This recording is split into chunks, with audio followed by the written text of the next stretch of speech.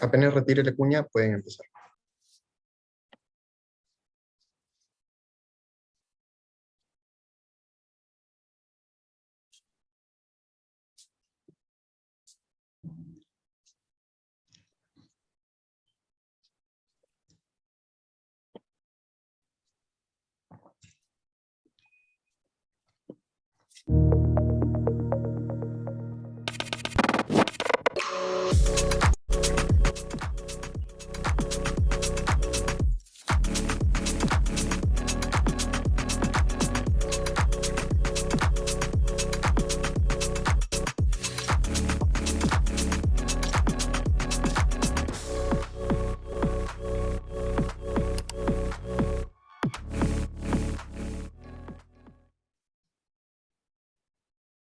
¿Qué pasó? Listo, profesor, puede empezar. Gracias. Ya. Empezamos entonces. Buenas tardes a todos y todos. Iniciamos la mesa redonda Desafíos de la integración andina y regional en el nuevo contexto internacional. Por favor, cualquier pregunta, comentario podrá ser respondida al final de las presentaciones. Colóquenlas en el chat y serán leídas a los expositores. Agradecer la presencia de los grandes ponentes que tenemos en esta mesa de conversación, además del agradecimiento a los miembros de la comunidad que nos están viendo de la PUC y otros interesados en el tema que nos están viendo por Facebook y alumnos internacionales. Les presento al organizador del evento, el profesor Alan Farley. Él es vicepresidente de la Comisión Cuarta de Desarrollo e Integración Económica, Producción, Competitividad y Complementariedad, Infraestructura y Energía del Parlamento Andino, profesor de nuestra universidad en el Departamento de Economía, miembro del Centro de Investigaciones Sociales, Políticas, Económicas y Antropológicas, más conocido como CICEPA, director de las maestrías de Biocomercio y Desarrollo Sostenible, antiguo decano de la Facultad de Ciencias Sociales de la Pontificia Universidad en el periodo 2011-2016, licenciado en Economía de nuestra universidad, tiene un magíster en Comercio Internacional y Desarrollo en Instituto Torcuato Di Tella, una maestría en Política y Gestión Universitaria en la Universidad de Barcelona, es coordinador para el área andina de la Red Latinoamericana de Política Comercial y consultor internacional, y tiene además diversas publicaciones sobre integración económica y negociaciones. Les cedo la palabra, profesor.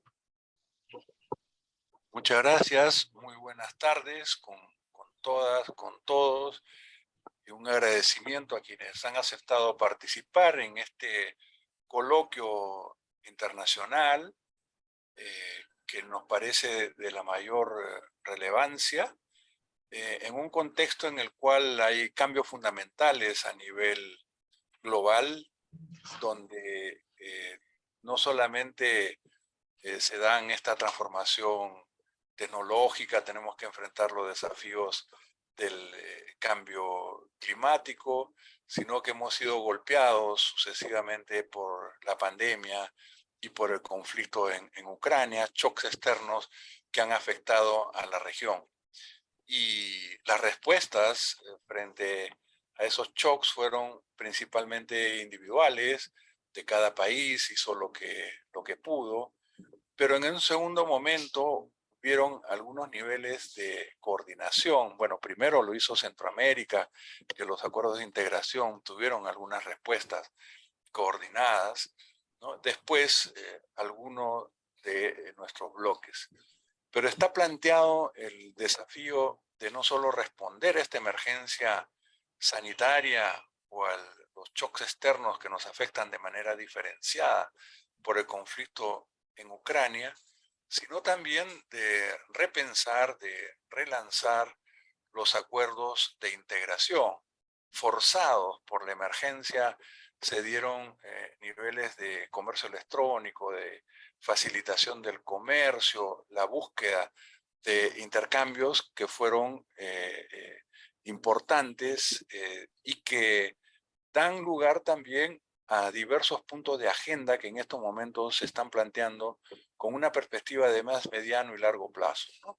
La comunidad andina que tuvo una crisis importante, que ahora, desde el 2019, que fue su 50 aniversario, que se retoman las cumbres presidenciales ha tenido una continuidad con la presidencia pro tempore de Colombia, con la presidencia pro tempore de Ecuador, y en la agenda también trabajada con la Secretaría General de la Comunidad Andina, la presidencia pro tempore de Perú, ¿no? Tenemos la Carta Ambiental Andina, hay una agenda digital en curso, ¿no? Y que se suma a otros viejos temas que la reingeniería en un momento dejó en un segundo plano, pero que por la dinámica nuestra se ha ido reformulando, como la integración fronteriza, como aspectos que tienen que ver con la seguridad, con la facilitación del comercio, con las cadenas productivas regionales. Entonces, es en ese contexto donde se replantean paradigmas, donde hay emergencias, pero también la necesidad de insertarnos de una manera distinta en el escenario mundial, que nos parecía importante hacer una reflexión con destacados especialistas que den una mirada no solo sobre los desafíos que tiene la integración andina, sino también la integración regional, ¿no? Acuerdos norte-sur con acuerdos sur-sur que coexisten en el caso de la comunidad andina. En el Mercosur la situación es distinta, ¿no? Crisis que tenemos los distintos acuerdos, crisis en UNASUR, surgimiento de PROSUR, cambios políticos que se han dado de manera significativa en toda la región, que si bien replantean varios puntos y hay el temor de que otra vez los péndulos nos generen un retraso, sin embargo, también hay aspectos que se mantienen, ¿no? Como este tema digital, el tema ambiental, la facilitación de comercio y otros puntos de agenda. Entonces, también es conversar sobre qué posibilidades ven ustedes de una convergencia, ¿no?, entre nuestros procesos de integración, tanto para enfrentar las emergencias como para dar alternativas de más largo plazo. Yo no quiero tomar demasiado tiempo. Hemos elaborado el informe andino que está de libre disposición en la página del BITINTAL, algunos trabajos con varios de los colegas que ahora nos acompañan y de larga data en la universidad, con nuestro rector César Montaño, en la Universidad Andina Simón Bolívar, ¿no? Largamente flujos de cooperación fructífera, con Eric Tremolada, que de la Universidad Externado, que ahora nos anunciaba que está en medio de un chaparrón de estos de camino a su casa para retomar la sesión y la transmisión, ¿no? Con nuestro colega José Briceño, ¿no?, ahora en UNAM, destacado, especialista, internacionalista, experto en estos temas, con Mónica Bruckmann de la Universidad Federal de Río de Janeiro, que también hemos tenido diferentes participaciones conjuntas en los grupos de Claxo y otros, y con Diana Tusi, que ha sido líder de la Red Latinoamericana de Política Comercial, aparte de su destacadísima trayectoria como investigadora, y Red, que el próximo año cumple 25 años, ¿no? Entonces, estamos también tratando de ver cómo construir una agenda, y este diálogo, yo diría, es el punto de partida de esa agenda, de ese repensar qué podemos hacer hacia adelante juntos. Entonces, sin más, yo reitero mi agradecimiento por su participación. Reitero también el agradecimiento a todos quienes nos están siguiendo en este momento por la transmisión, por las redes, de manera sincrónica, y esto se va a grabar y va a ser también material para todos nosotros, ¿no? Y como está en el orden que se había acordado, en primer lugar va a estar Mónica Bruckmann y Stacy va a proceder a presentarla a continuación. Muchas gracias. Sí, muchas gracias, profesor, por esa mirada sobre el contexto del tema que hablaremos hoy. Seguimos esta mesa de conversación con la doctora Mónica Bruckmann. Ella es doctora en Ciencias Políticas por la Universidad Federal Fluminense, máster en Ciencias Políticas por la Universidad Federal de Río de Janeiro y licenciada en Ciencias Sociales. Es profesora del Departamento de Ciencia Política de la Universidad Federal de Río de Janeiro, investigadora y directora de investigación de la Cátedra y Red Universitaria UNESCO Naciones Unidas sobre Economía Global y Desarrollo Sostenible, REGEN, e investigadora de la Red de Estudios de la Economía Mundial, REDEM, con sede en la Universidad de Puebla, México. Coordinadora también del Grupo de Trabajo de Claxo sobre Geopolítica, Integración Regional y Sistema Mundial. Además, fue asesora de la Secretaría General de la Unión de Naciones Suramericanas, UNASUR, y directora del Instituto de Investigación Social Perú Mundo, en Lima. Le cedo la palabra a doctora Mónica Bruckmann. Muchas gracias, Stacy, por la presentación tan generosa. Quería agradecer y felicitar a Alan por la invitación a este importante conversatorio y además por la iniciativa de retomar el debate sobre la integración regional como un eje central de los grandes temas y los grandes desafíos de América Latina en el momento actual. Creo que fortalecer estos espacios de intercambio, de debate y de reflexión colectiva son fundamentales, sobre todo después de lo que hemos vivido en estos últimos casi 30 meses. Yo creo que la humanidad enfrentó un conjunto de problemas que se inician con una epidemia, una pandemia en el ámbito sanitario, pero que impactaron absolutamente todos los ámbitos de la vida social, económica, cultural e inclusive subjetiva. Y esto nos deja la impresión de que este momento de crisis tan profunda, si hablamos en términos económicos, por ejemplo, podemos identificar que la crisis de 2020-22 es la tercera mayor crisis de los últimos 140 años. Y si verificamos esto en términos de lo que significa la capacidad que ha tenido nuestra región para responder a los desafíos de enfrentar una situación sanitaria agravada por un aislamiento social y las cuarentenas que la situación exigía, la paralización de nuestras economías y prácticamente nuestras actividades en todos los ámbitos, yo creo que queda muy claro que los grandes problemas que estamos enfrentando, la pandemia es un ejemplo, pero también tenemos la agenda ambiental que nos coloca frente a un horizonte inmediato gravísimo, solamente pueden ser enfrentados seriamente desde una perspectiva de colaboración, de coordinación intergubernamental a nivel regional, a nivel subregional y a nivel global. Quedó muy claro, por ejemplo, que no tenía ningún sentido pensar en vacunar a 100% de la población de Uruguay si la población de Brasil no estaba inmunizada y si la población de los países vecinos no estaban inmunizados, porque quedó muy claro que el virus no respeta ni límites geográficos y hay una constante posibilidad de rebrote de las varias ondas que hemos tenido de la pandemia a partir de la falta de una visión regional y global, inclusive de enfrentar esta gravísima crisis de manera coordinada, cosa en relación a la cual la OMS llamó la atención permanentemente. Y ahí, por ejemplo, nosotros podemos empezar a ver la importancia que tienen y han tenido estos espacios de coordinación.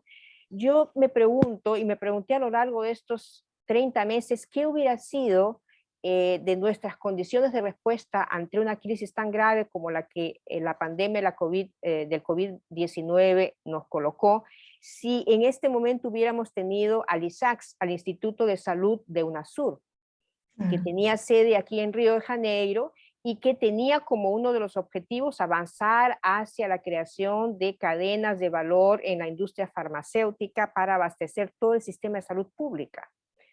Nosotros en Brasil tenemos un parque industrial importantísimo, tenemos comunidades científicas importantes en toda la región que hubieran tenido la oportunidad de integrarse a un gran proyecto de elaboración de una vacuna regional y de una producción industrial importante para atender las necesidades de un momento como este. Entonces yo creo que lo que queda muy claro es que los desafíos que la región tiene tienen que ver con la necesidad de comprender las transformaciones tan grandes del sistema mundial, de la economía mundial, que no son transformaciones recientes. Yo diría que en el cambio del siglo XX hacia el siglo XXI ya veíamos la emergencia de Asia y particularmente de China como gran demandante de recursos naturales a nivel mundial, pero que esto se va acelerando a partir de un proceso de desplazamiento de los centros más dinámicos de la economía y del sistema mundial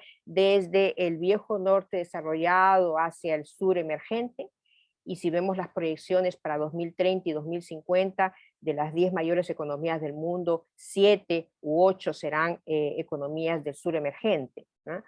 Pero además un desplazamiento de este dinamismo que es económico, es científico, es tecnológico, tiene que ver con las capacidades de producción de conocimiento, etcétera, desde Occidente hacia Oriente. Entonces, esto está transformando los territorios, emerge la Euroasia a partir del proyecto del Belt and Road Initiative, que en este momento tiene 144 países miembros a nivel mundial y se coloca después de Naciones Unidas como el mayor espacio de coordinación, cooperación, negociación y colaboración internacional. Pero además, bajo este paraguas del Belt and Road Initiative, lo que vemos es que el mundo se está regionalizando. Tenemos un dinamismo mucho mayor de la ASEAN, la creación reciente del RCEP, formado por 15 pequeños y grandes países del sudeste asiático principalmente y de Oceanía, el acuerdo económico euroasiático para colocar en primer plano los intereses principalmente de Rusia y algunos países que formaron parte de la antigua Unión Soviética, la África que recupera, el continente africano que recupera su visión panafricana para sentarse en la mesa de negociaciones con China y ver cómo es que va a participar en ese proyecto de la nueva ruta de la seda.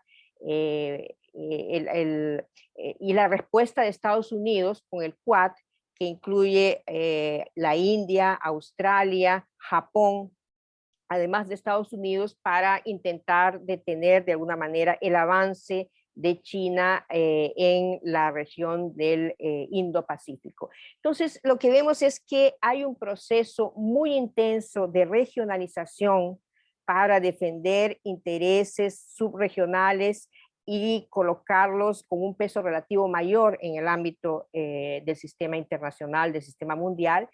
Y en América Latina, miren qué interesante, somos la única región que va en un sentido contrario de este proceso de integración.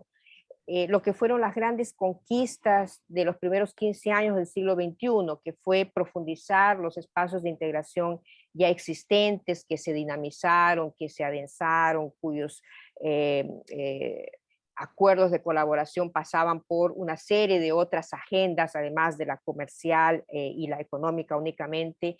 La creación de nuevos espacios de integración como fueron la UNASUR en el 2007, ratificada en el 2008, y muy importante, la CELAC, la Comunidad de Estados de América Latina y el Caribe, que en 2012 reúne a todos los países de la región, con excepción de Canadá y Estados Unidos. Es decir, por primera vez los países de América Latina se reúnen en un único espacio de integración y que tuvo un peso político importante desde su creación y durante por lo menos 3 años de una agenda diplomática muy dinámica. Entonces, los primeros 15 años del siglo XXI fueron de un dinamismo diplomático, de una importancia del debate en el ámbito académico, de la gestión pública, etcétera, extremadamente interesante, y yo creo que nos deja un legado muy importante para un momento de recuperación de lo que es la necesidad de la visión integracionista, y yo creo que este es el primer gran desafío.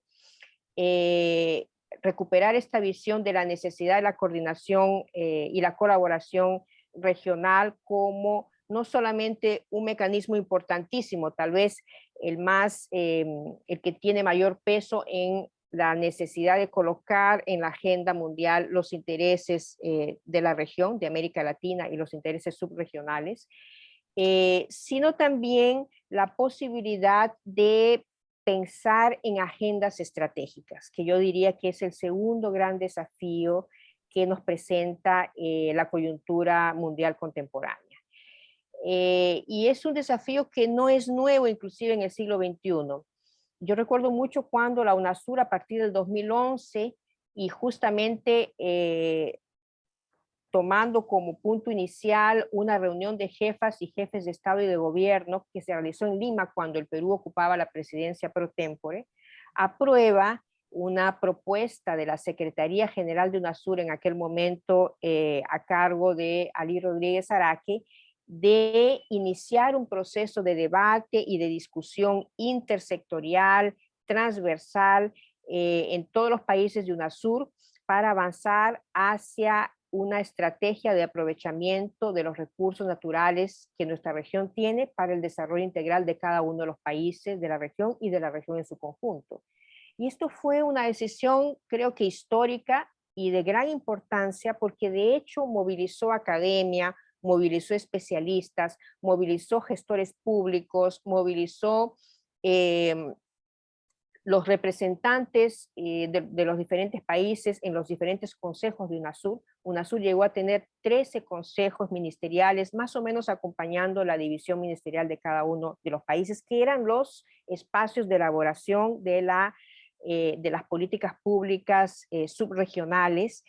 Y recuerdo los 4 ejes estratégicos que yo creo que son no solamente vigentes, sino que se han colocado aún más en el centro de los desafíos de América Latina contemporánea, que era iniciar procesos de industrialización y de cadenas de valor en América del Sur, justamente para avanzar hacia una transición de ser economías primario exportadoras para ser economías que agregasen valor a sus materias primas, no solamente para atender el mercado mundial, sino también la creciente demanda intrarregional.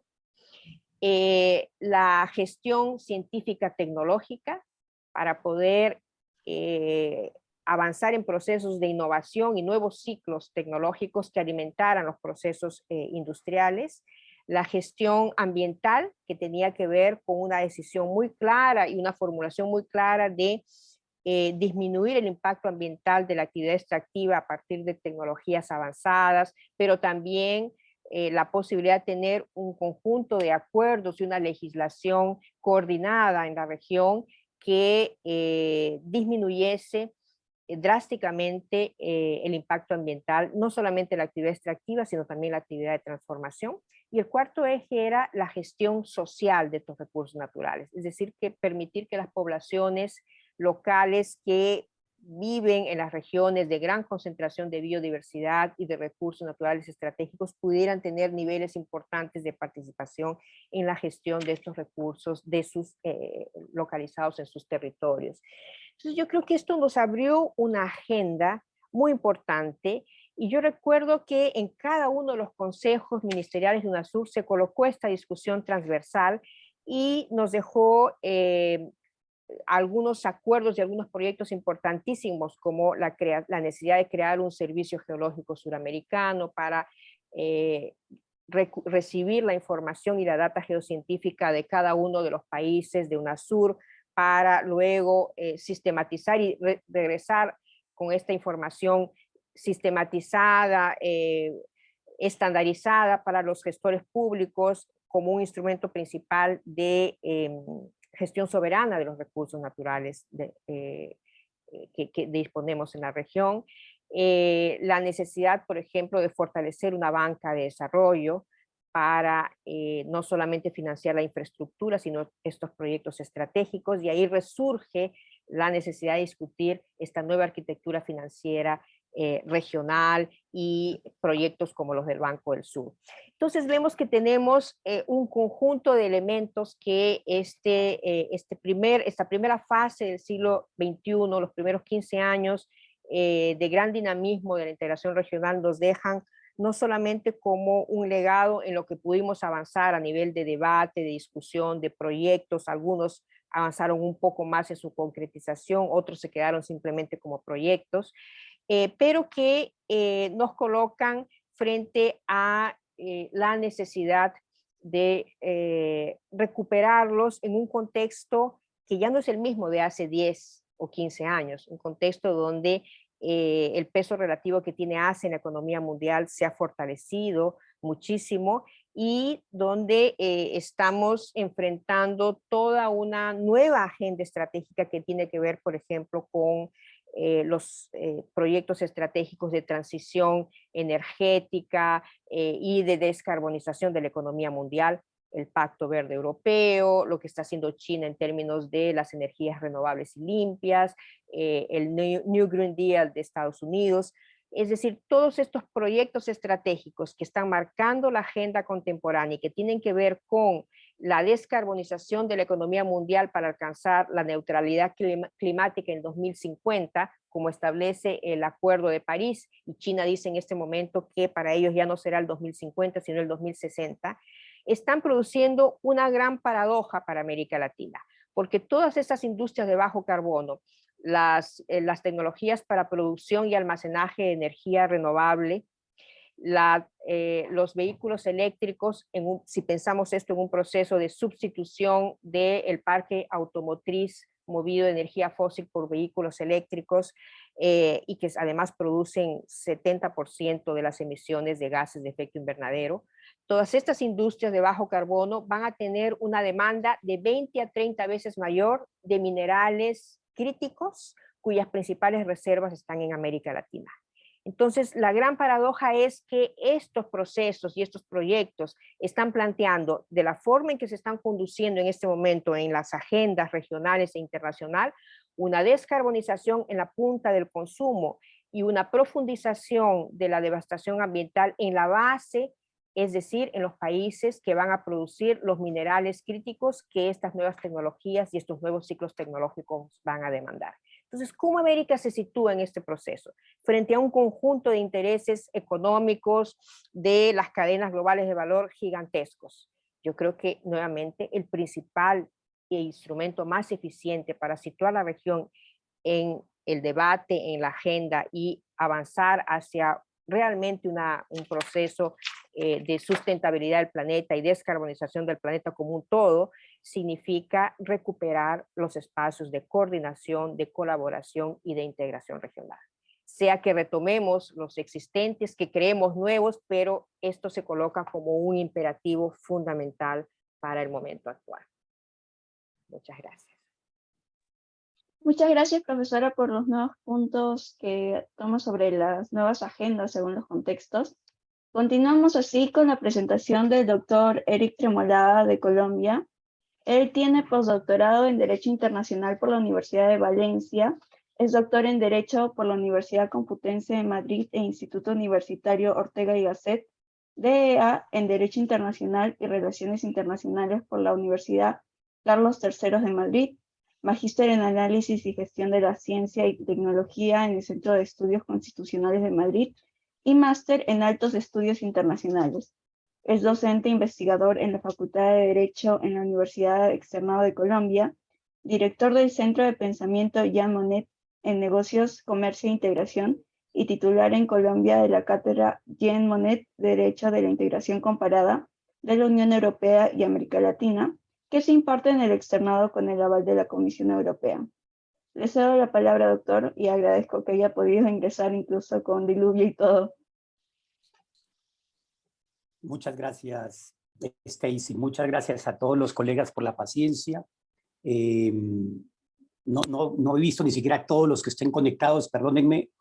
Me dirigí a la casa, hay un diluvio, o había un diluvio, ya paró en Bogotá, y ni para adelante ni para atrás me tocó regresarme a la universidad y recién me he podido conectar, por tanto, les agradezco su comprensión. Yo traigo solo 3 breves reflexiones en general respecto de la integración en Latinoamérica, y las traigo porque creo que la coyuntura es propicia para hacer esas reflexiones en este momento. La primera reflexión es que creo que hay una coyuntura muy propicia en Centroamérica y parte del Caribe para reactivar un proceso de integración que es poco conocido y que tendría un protagonismo muy importante en materia energética, ambiental y de migración. Y me estoy refiriendo al proyecto Mesoamérica. El proyecto Mesoamérica cuenta con varios estados, 10 para ser precisos, y digamos los extremos son México por un lado y Colombia por el otro, pasando por Belice, Salvador, Honduras, Guatemala, Nicaragua, Panamá, etc. Y esto, digamos, de alguna manera es absolutamente propicio, porque en la región, y particularmente en la región centroamericana, se viene debatiendo varias problemáticas. Entre esas problemáticas, el problema energético, la gran discusión de la interconexión energética, ese es el origen del proyecto Mesoamérica. También la conservación ambiental, particularmente de sus mares.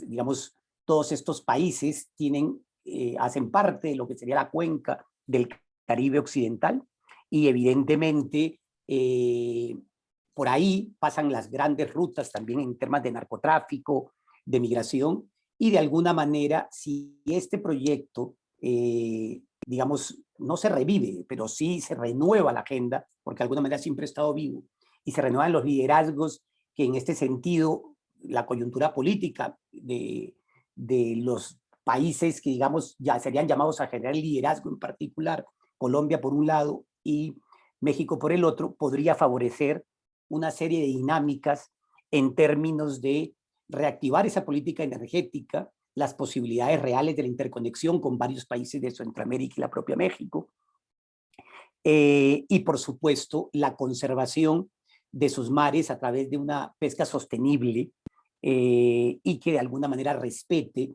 todas las reservas de biosfera que están dadas en la zona.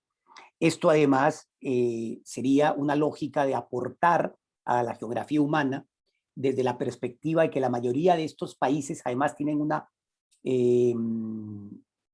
población originaria que es común a todos los estados y no de uno solo de ellos, es una población creol, y que de alguna manera esa población que en Colombia llamamos raizal ha tenido una serie de dificultades por las imposiciones de la geografía física en los conflictos, por ejemplo, de Nicaragua con Honduras, de Nicaragua con Colombia, etc.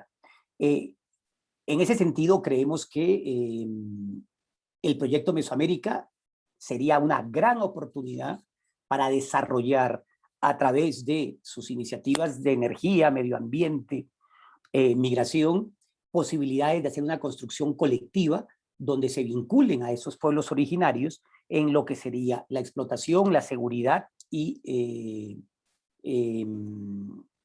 la convergencia de intereses para reactivar un proceso que de alguna manera ha estado olvidado y que daría unas respuestas mucho más coherentes en conjunto para la migración, esa migración que afecta a todos los países en mención, pensando en arribar a los Estados Unidos, y para lo que había mencionado en temas de energía, que eso sí los colude a todos, y en temas ambientales.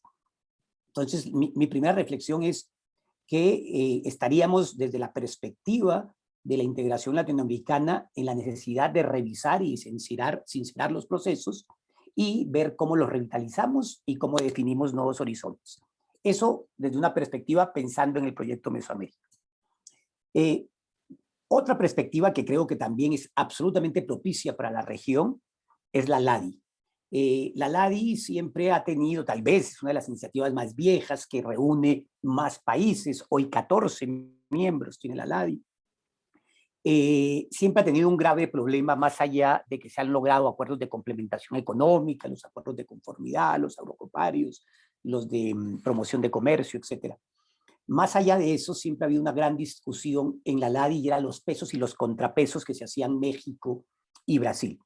Si eventualmente Brasil o a Brasil llega Lula, también la convergencia sería mucho más fácil, sería mucho menos pugnaz una LADI de pesos y contrapesos entre México y Brasil. Y además, esto favorecería muy seguramente que finalmente se suscriba el acuerdo comercial de Mercosur con la Unión Europea, lo que haría una base común normativa para prácticamente casi todos los países de la LADI con la Unión, y esto favorecería la convergencia de procesos latinoamericanos, llámese CAN con el Mercosur, llámese Alianza del Pacífico con el Mercosur. Entonces, de alguna manera, la LADI también podría estar en una coyuntura muy interesante si es que estas dinámicas políticas favorecen la integración. Hace mucho no habían escenarios pro-integracionistas, pero con una perspectiva de largo plazo y no ideológica pura y dura. Entonces, ahí podríamos también tener una serie de posibilidades interesantes. Pero me centro fundamentalmente en lo que nos interesa a la mayoría de los que fuimos invitados a este panel, y es el caso de la comunidad andina. Y esa sería mi tercera reflexión. Mi tercera reflexión gira en torno a, estamos en una comunidad andina que hoy, curiosamente, más que nunca renovaría casi que sus orígenes en términos de varias necesidades. Lo primero es que quiero hacer ver que, de alguna manera, la pandemia, la crisis logística derivada de la misma, la inflación, etcétera, nos está llevando a ver que la necesidad de que hay que cambiar los patrones de comercio. Ya no podemos tener empresas deslocalizadas dependiendo de las grandes rutas internacionales, y casi que el relanzamiento de la comunidad andina en cuanto a sus objetivos económicos podría ser una apuesta a través de lo que hoy muchos denominan el nearshoring. Esto de tener cercanía con los socios y priorizar la cercanía para actividades comerciales hace que se haga un comercio más fiable, más confiable, nos eliminaría estas incertidumbres de las cadenas logísticas internacionales, nos favorecería control y contacto, aceleraría o nos obligaría a acelerar procesos de convergencia y también de automatización, por supuesto, pero lo más importante que nunca hemos logrado en integración latinoamericana, me refiero a la comercial, y es cadenas de valor entre vecinos. Ya es hora que tengamos cadenas de valor, que no veamos a los vecinos como competidores, sino como socios estratégicos, y empezar a construir cadenas de valor. Eso evidentemente nos va a forzar a construir una logística funcional, a hacer toda una transformación digital, a mejorar las comunicaciones y particularmente en las zonas de frontera, revalidar nuestros compromisos en términos de en favor de esa integración y ser menos soberanistas. Pero en todo caso hay una serie de oportunidades en esa dimensión que además serían favorecidas porque la corriente y todo indica la voluntad y la posibilidad de un regreso real de Venezuela y también de Chile. En toda esa discusión, la comunidad andina tendría mucho que decir, tiene la ventaja de poco más de 53 años de historia y una institucionalización fuerte que podría favorecer todas esas dinámicas. Y en todo este escenario que he mencionado con las tres reflexiones, tanto la de Mesoamérica, la de ALADI y la comunidad andina, de una u otra manera, pues estaríamos revalidando la necesidad de integrarnos, pero con miras a objetivos concretos, que creo que es lo que hemos ido olvidando en muchos de los años y a veces hemos estado haciendo en cada uno de los procesos por su lado, pues esfuerzos aislados que de alguna manera demuestran que hay cierta supervivencia del proceso en sí o del proyecto en sí, pero no hay objetivos concretos ni agendas concretas. De ahí que estas reflexiones no están planteando nada distinto a empezar a discutir cómo sinceramos todos los nuevos, o por lo menos estos tres procesos que yo creo que tienen una oportunidad interesante, cómo sinceramos el querer y hasta dónde queremos llegar en estos procesos y a partir de ahí construir agendas que evidentemente favorecerían la convergencia y dentro de una convergencia además que es más que obligada cuando el mundo se está replanteando todo lo necesario a los cambios en materia de patrones de comercio. Yo dejaría ahí fundamentalmente el planteamiento inicial, porque lo que quisiera es enriquecerlo a través del debate con las opiniones de todos los asistentes. Muchísimas gracias. Muchas gracias, profesor, por su presentación y por sus reflexiones sobre el proyecto mesoamericano, el ADI y el caso de la comunidad andina y las necesidades actuales de este según el contexto. Las preguntas, por favor, podemos hacerlas al final de manera de que haya un debate entre todos y espero que puedan ponerlas en el chat. Así continuamos con la presentación del doctor César Montaño de Ecuador. Él es abogado y doctor en jurisprudencia de la Universidad Nacional de Loja, especialista superior en tributación, magíster en Derecho Económico, Convención en Relaciones Económicas Internacionales, doctor en Derecho y rector de la Universidad Andina Simón Bolívar de Quito. También es presidente del Centro Andino de Estudios Internacionales y coordinador académico del Programa Internacional de Maestría en Derecho de la Universidad Andina Simón Bolívar. Profesor del área de Derecho de la Universidad Andina Simón Bolívar, presidente de la Asociación de Docentes de la Universidad Andina del 2008 al 2010, presidente del Instituto Ecuatoriano de Derecho Tributario de 2008 al 2010 y director metropolitano de Administración Tributaria en el municipio del Distrito Metropolitano de Quito de 2005 al 2007. Profesor del Colegio de Jurisprudencia de la Universidad San Francisco de Quito de 2003 al 2009. Le cedo la palabra, doctor. Un saludo cordial desde Quito, en el centro del mundo. ¿Me confirma si me escuchan en primer lugar? Parece que sí. Antes había saludado con el resto de compañeras y compañeros de la mesa. No estaba Eric todavía con nosotros, así que un saludo grande, querido Eric, también a los tiempos que nos vemos. Primero mi agradecimiento a Alan Ferli por la iniciativa y por la amable invitación que me ha cursado para ser parte de este conversatorio. Me parece además absolutamente necesario que en un momento como el que atravesamos en la región, nos detengamos un poquito para pensar, bueno, hacia dónde va, por dónde se decantan los procesos de integración, para tratar de imaginarnos también cuáles deberían ser las prioridades, en dónde debemos poner el foco desde los diferentes espacios en nuestros diferentes países. Celebro esta ocasión, por lo tanto, agradezco la invitación, como decía, y también la atención de todas las amigas y amigos que se han conectado para este evento. Voy a tratar de no reiterar sobre temas que Mónica y Eric muy claramente ya han tocado. Y voy a tratar de plantear 3 o 4 asuntos más, un poco en esa idea de configurar una especie de imagen, de panorama, de lo que me parece a mí nos puede mostrar los temas esenciales del momento actual, ¿no? Y para ello una primera idea o una primera reflexión. Ya, yo lo voy a hacer desde un punto de vista más institucional, tomando en cuenta que para hablar de cualquier proceso de integración y su modificación, su orientación, o a lo mejor, aunque suene un poquito fuerte, su reinvención, tenga que darse, no se puede llevar a la práctica esto sin que haya una actuación que es muy importante a cargo del Estado. O sea, el Estado nacional no pierde vigencia. Y quiero situarles en esta primera reflexión en un momento previo a la pandemia, antes de marzo de 2020, que es cuando empezamos a sentir mucho más, de manera más fuerte, más cercana, el golpe de la pandemia y el peligro cada vez más próximo a todos y cada uno de nosotros. Antes de aquello incluso, el Estado ya estaba, digamos, desenvolviéndose en una realidad que en muchos ámbitos, en muchas materias, respecto de muchos tópicos, el Estado ya había sido superado. ¿Por qué? Por la realidad, una realidad compleja, detonada o si se quiere, impulsada por una globalización que cada vez más se va consolidando, sobre todo, como lo sabemos, en el ámbito económico.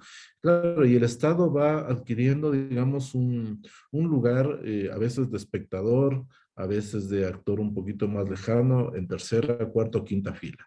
La globalización recitó a los actores, poniendo sobre todo al sector privado con mucha potencia en el centro, digamos, de los fenómenos internacionales. El Estado se ve superado además por una serie de problemas que demuestran que el Estado Nacional ya no es suficiente para reaccionar y afrontar positivamente esos problemas. ¿Cuáles, por ejemplo? Bueno, acá se ha citado muy rápidamente, trato de hacer una lista corta, el Estado sobrepasado por la delincuencia internacional, por ejemplo, el problema del narcotráfico. El Estado sobrepasado por todo lo que está alrededor del cambio climático y la necesidad de cuidar el ambiente y de evitar la degradación del ambiente. El Estado sobrepasado por una problemática social dolorosísima representada por los flujos migratorios, no solamente aquí en el contexto regional andino, en Centroamérica, hacia Norteamérica, etcétera, una dolorosa realidad que supera, digamos, la capacidad de respuesta del Estado nacional. Entendido un Estado que trata de hacer frente a un fenómeno en entredicho, digamos, todo ese discurso y esas políticas y esas reformas que garantizar los derechos. Es sobrepasado también frente, por ejemplo, a toda esta problemática de la corrupción que está muy presente en muchos de los países latinoamericanos sobre todo, y que tiene una expresión internacional, cuando entran en juego también de manera significativa para situar capitales, perdiendo la pista del origen de los capitales, en los paraísos fiscales. Ahí tienen ustedes también una cuarta o quinta problemática gravísima que pone en entredicho la capacidad de respuesta del Estado Nacional para hacer frente a esos problemas tan graves, tan importantes. Y bueno, pueden sumarle otros temas también muy evidentes, muy presentes en el contexto prepandémico incluso. Luego llega un momento en el cual empezamos a sentir los efectos de la pandemia, ¿no? Una segunda cuestión que voy a plantear ahora, ¿no? Antes el Estado Nacional ya estaba rebasado por la realidad internacional y por problemas que involucraban a muchos estados, pero que no podían ser mitigados por un solo estado en particular. Ya se ha dicho mucho de que ante problemáticas internacionales tiene que haber una respuesta concertada también de la misma dimensión, del mismo calado, una respuesta internacional. Un segundo tema, llega la pandemia, como les decía, y yo me he puesto a pensar en lo siguiente. ¿Quién, qué espacio, qué institución ha sido la más eficiente para combatir, para frenar, para controlar los efectos negativos de la pandemia? Vamos viendo. En primer lugar, la empresa privada fue la que cortó el paso a la pandemia y sus nefastos efectos. No necesariamente. Alguien dirá, bueno, los laboratorios que se pusieron en funcionamiento pues a una velocidad impresionante para generar las vacunas. Bueno, algunos financiados con capital privado, otros ciertamente que no pueden funcionar si no es con ayuda y asistencia estatal. Ojo con esto, el Estado ahí juega un rol fundamental para financiar la investigación, sobre todo en ese ámbito. Pero sucede que ese sector privado no es el que hizo frente a la pandemia. No hicieron frente a la pandemia los grandes laboratorios que inventaron las vacunas tampoco. No combatieron ni frenaron los efectos negativos de la pandemia en grupos de países u organizaciones internacionales de integración. Fíjense que ustedes incluso se han llegado a cuestionar muy fuertemente el rol y la capacidad de respuesta que tuvo, que fue muy tenue, digamos, no tan efectiva, de la Unión Europea frente a la pandemia. A tal punto que no fue precisamente la Unión Europea la que tuvo todas las cartas, todas las respuestas frente a la pandemia. No fue esa Organización Internacional de Integración. Así como no fueron otras organizaciones internacionales, ni siquiera la Organización Mundial de la Salud. No lo fue la Comunidad Andina, no lo fue el Mercosur, no lo fue el Sistema de Integración Centroamericano, ni otras organizaciones internacionales. Es interesante imaginarnos esto. Entonces, ¿de dónde tuvo que salir la respuesta a la pandemia? Tomando en cuenta que nadie estuvo 20 o a fines del 19. Fue el Estado Nacional. O sea, el Estado Nacional disminuido, debilitado en medio de la integración, de la globalización, es el Estado Nacional el que tuvo que ponerse por delante, tuvo que activar sus aparatos de salud pública sobre todo, para mitigar los efectos de la pandemia. Gestionar las vacunas, fortalecer el frente de la salubridad, y convocar a los médicos, organizar al sistema sanitario en general, invertir, gastar, como se lo llame, dependiendo de los rubros de los que hablemos, mucho dinero para poder fortalecer ese frente, porque la gente simplemente se moría por millares. Entonces, fíjense ustedes, en un contexto tan complejo como el de la pandemia, las soluciones vinieron de mano de la gestión de los estados. Incluso en la Unión Europea, al ver que la Unión no fue suficiente para responder, siendo un proceso de integración que suele vérselo como icónico, referencial, muy importante, un ejemplo a nivel mundial, a nivel internacional, tampoco tuvo esa capacidad, no estuvo preparada la Unión. Y fueron los estados por separado los que tuvieron que llevar a la práctica estrategias de contención de la pandemia. Entonces fue el Estado Nacional golpeado, disminuido, muchos en crisis económica, los que tuvieron que organizarse con diferentes medidas para hacer frente a la pandemia. Entonces, ¿quién a la final tuvo que hacerle frente? El Estado Nacional. Y la solución no vino, como decía, del sector privado, no vino de la empresa privada, no vino de los gremios empresariales, menos todavía vino de los ciudadanos organizados o no organizados. Fue el Estado Nacional nuevamente. Entonces, estos elementos a mí me llevan a pensar una tercera cuestión. El hecho de que luego de la pandemia, y así como ha sucedido a lo largo de la historia universal, la historia del mundo, luego de las grandes crisis, llámense guerras, llámense así otras pandemias, emergencias económicas, catástrofes naturales, etcétera, luego de las grandes crisis, siempre ha habido una especie de vuelta a mirar al Estado Nacional. Es decir, el Estado Nacional normalmente luego de estas grandes emergencias toma un rol de centralidad muy importante. Por eso esto a mí me hace pensar, y como digo, voy analizando algunos veces en el marco de la propia pandemia, el Estado va a jugar un rol muy importante y tal vez cada vez más importante, porque además ya se anuncia que pueden llegar otras pandemias iguales que la que tratamos de dejar atrás, u otras emergencias que pueden venir por el ámbito sanitario o que tienen que ver con los recursos naturales, con el agua, con la alimentación, etcétera, ¿cierto? Entonces, a mí me parece que es así como va a darse, el Estado va a cobrar centralidad. Y esto significa que el Estado va a tener que fortalecerse para jugar un rol cada vez más determinante en materia económica, sobre todo. ¿Por qué? Porque la pandemia ha afectado muchísimo a la economía mundial y hay que recuperarla. Este rato, en nuestros países menos desarrollados de América Latina, hay mucho endeudamiento, hay mucho empleo,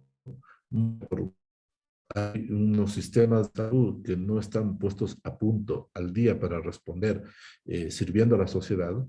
Hay un retroceso gravísimo en materia de educación, y todo aquello implica inversión social, que es muy cara, y para ello el Estado Nacional tiene que hacer esfuerzos enormes para conseguir financiamiento y para incidir en el sistema económico.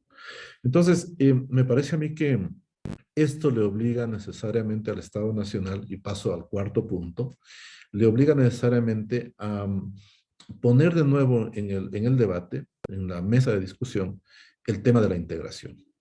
A mí me parece que para no repetir lo que ya pasó frente a posibles nuevas emergencias cercanas o lejanas en el tiempo que lleguen, debemos estar mejor preparados. Y uno de los mejores mecanismos ciertamente es fortaleciendo los procesos de integración que ya existen ahora.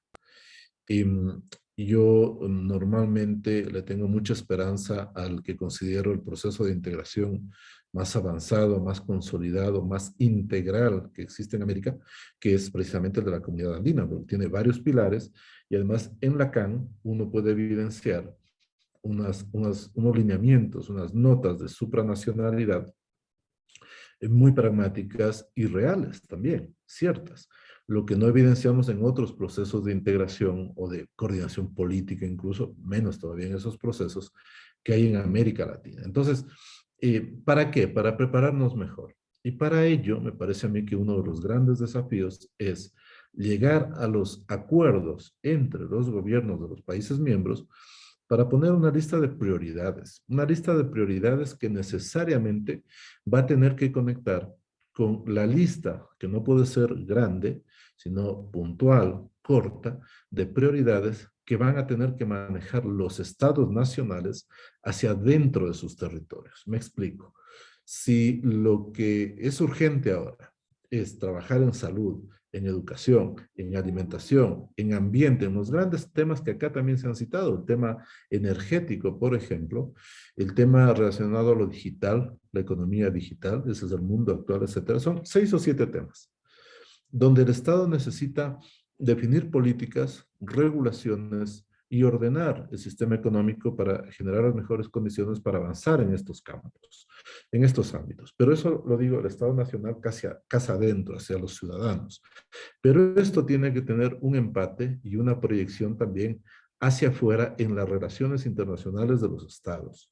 Y esto significa, con el resto del mundo, en las dinámicas de cooperación, de integración, de intercambio comercial, pero con más fuerza todavía tiene que darse en los procesos de integración.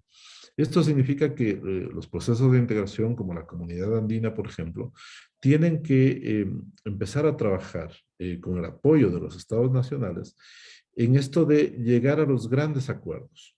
Un poco aquí algo se dijo, que quiere decir tratar de avanzar para que cada vez más en el mundo, en la región y en el grupo andino, hablemos, perdón, los términos lo pongo en sencillo, hablemos el mismo idioma, en los temas más urgentes, en los temas más importantes, los temas de esta lista corta que acabamos de imaginarnos.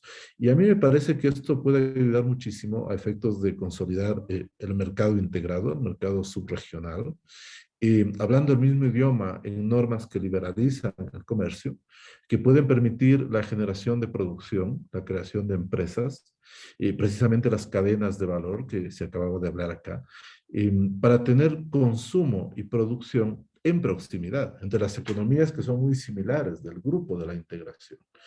Esto es vital para que no volvamos a depender de unos respiradores que no necesitan tanta tecnología para ser fabricados y que en un momento trágico como en el de la pandemia, que se nos vendía desde el otro lado del mundo a precios fijados unilateralmente y además en un esquema de mucha escasez.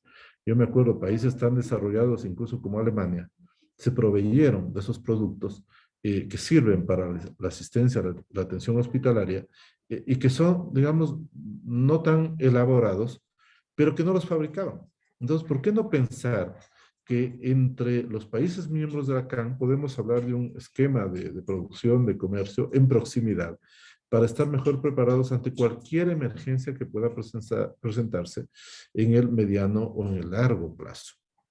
Esto puede ayudar mucho para efectos de lograr también un crecimiento en fuentes de trabajo, en producción, en redistribución de ingresos, en una economía y en una realidad económica y social más equitativa también. Esto me parece a mí muy importante. Y uno de los mecanismos que en la integración andina se puede utilizar es precisamente uno que a mí me gusta mucho, de la armonización de políticas entre países miembros, que luego decanta en armonización de normativa.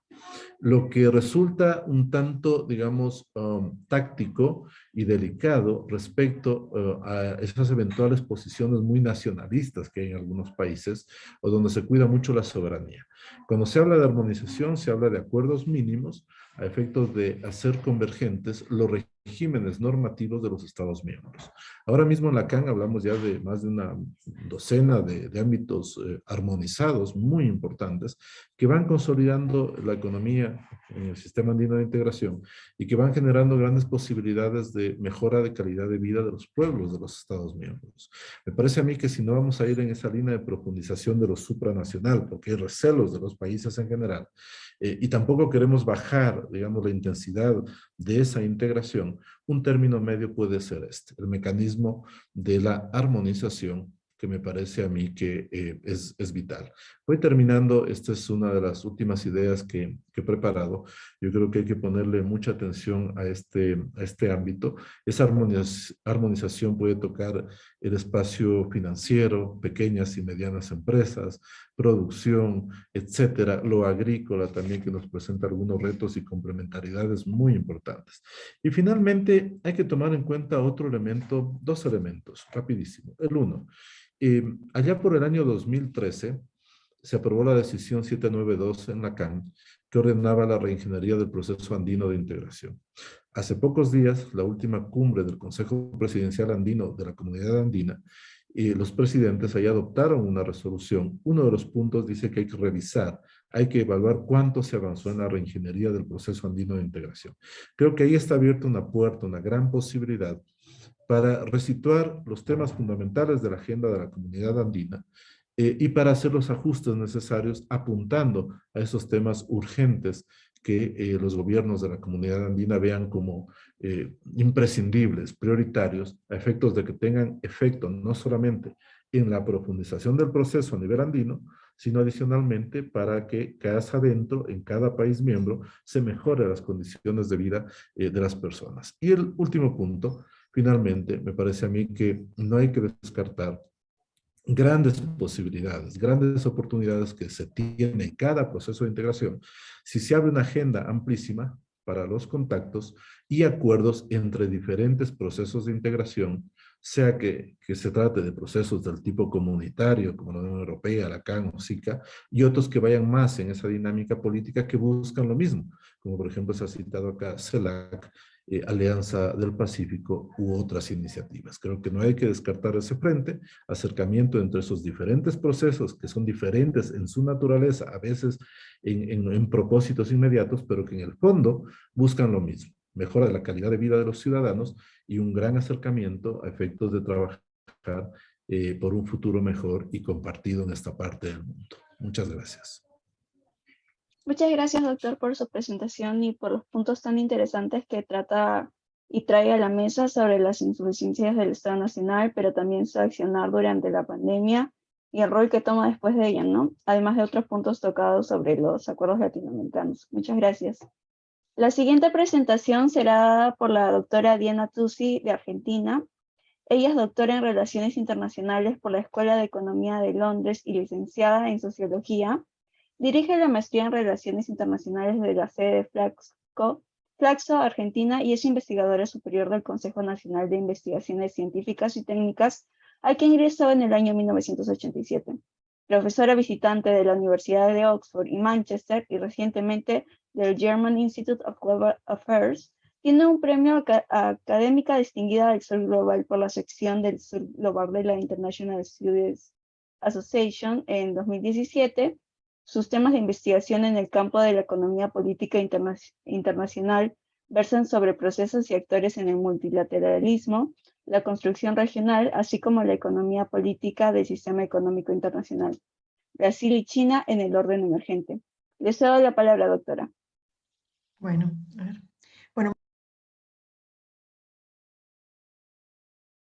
Doctora, su micrófono. Ahí sí. Perdón, no me di cuenta que seguía silenciada. Muchísimas gracias, Stacy, y muchísimas gracias por la iniciativa y por la invitación.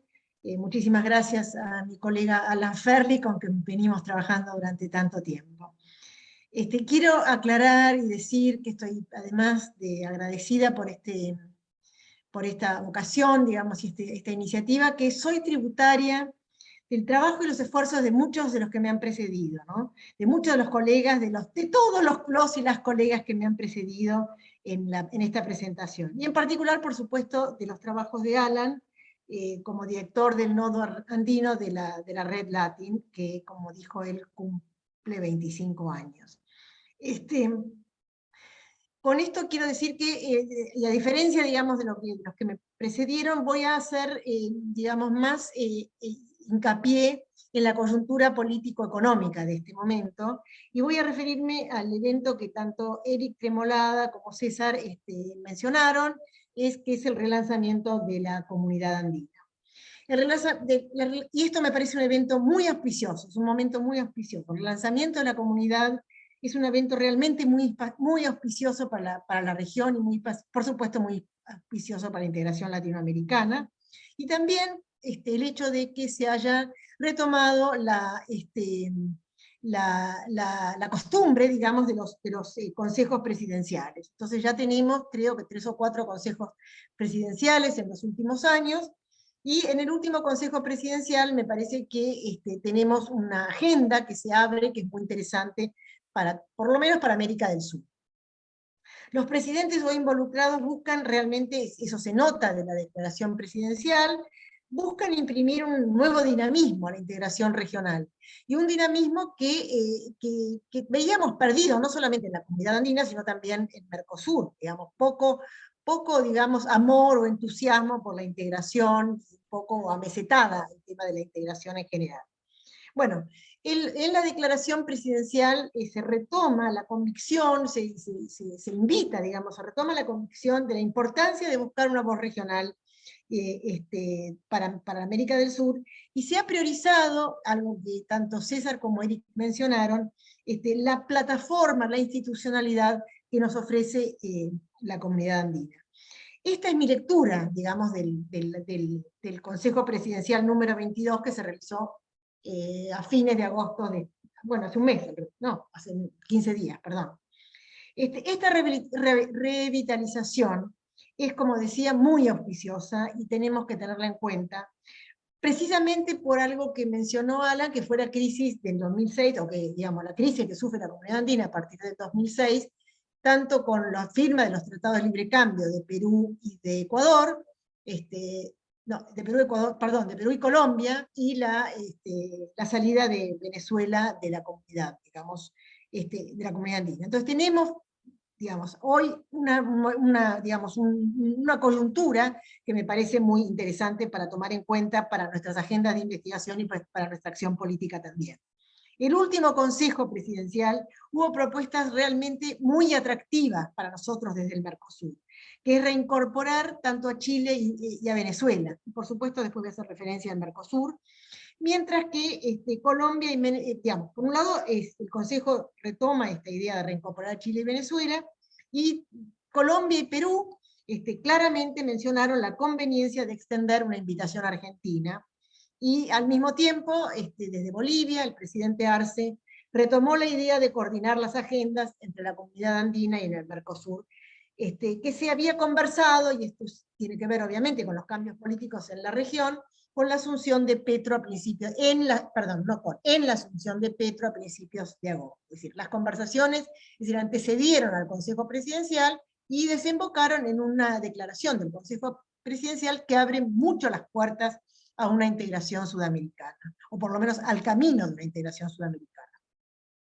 Y acá es donde lo que mencionaban tanto César como Eric, es que la Comunidad Andina tiene una plataforma institucional que tenemos que aprovechar, y que se puede aprovechar para la convergencia. Es muy interesante tener en cuenta también, digamos, habiendo agendas, la que voy a mencionar es una agenda difícil, más difícil que la del comercio a veces, es tener en cuenta que el presidente Petro mencionó que la Comunidad Andina debe convocar a una reunión regional para abordar digamos, la fracasada estrategia de lucha contra el narcotráfico, que es, como sabemos, una causa importante, una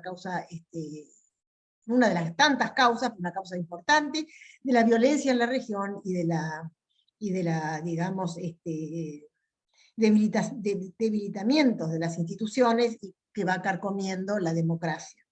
Y esto creo que hay que ponerlo en algo que mencionaba Mónica, que es el nuevo contexto internacional.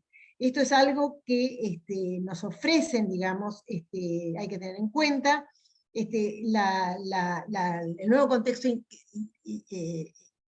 nuevo contexto internacional económico, en lo que me parece que estamos, y lo voy a poner un poco más fuerte, de como lo dijeron Eric y César, que no es solamente un tema de friendly shoring, hay un proceso de friendly shoring, o por lo menos hay una intención de friendly shoring, sino que además uno está mirando y viendo una creciente geopolitización, digamos, de los instrumentos de política económica en este contexto, donde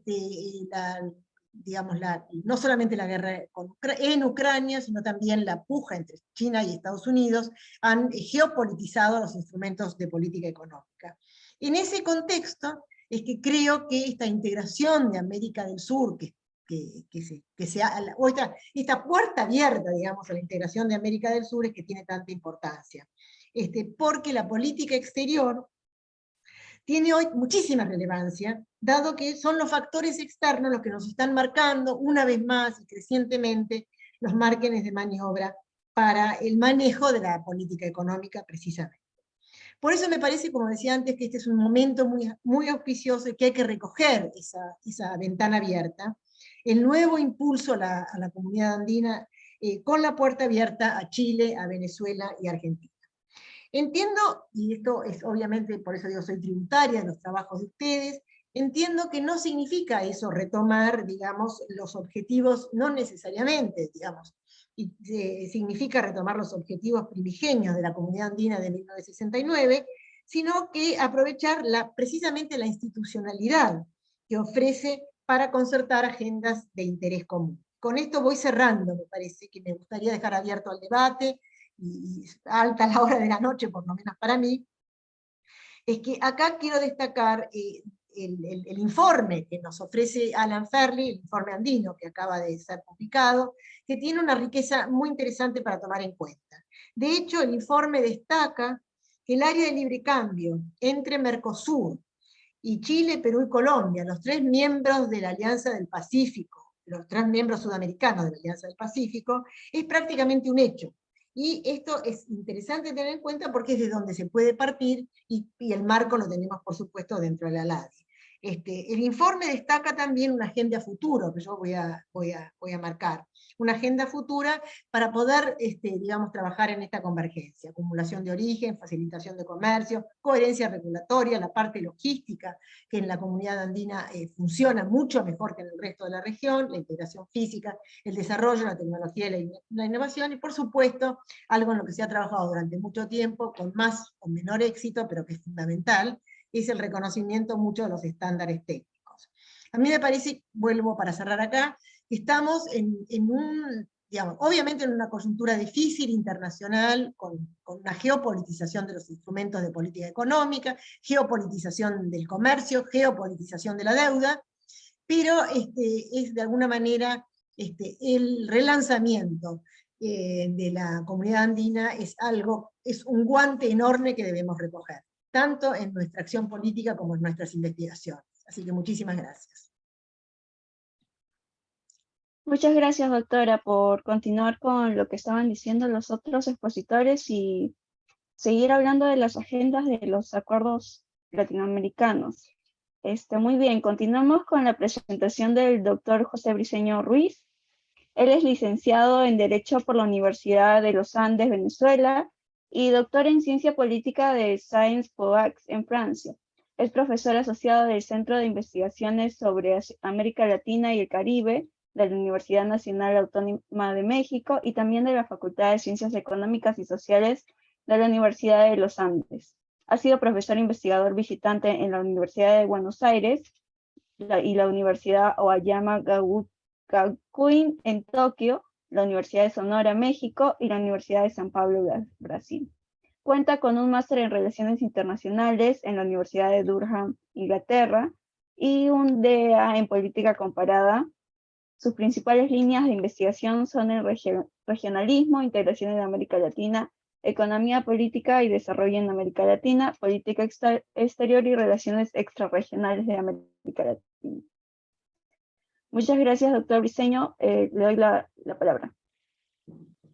Bueno, muchísimas gracias. Al contrario, soy yo quien agradezco, especialmente a a Alan Fairley por la invitación a participar en este muy interesante panel con colegas muy destacados, algunos de ellos muy queridos amigos y amigas. Yo realmente lo que quiero hacer es una breve reflexión sobre, digamos, los debates recientes que tenemos sobre el regionalismo en América Latina, ¿no?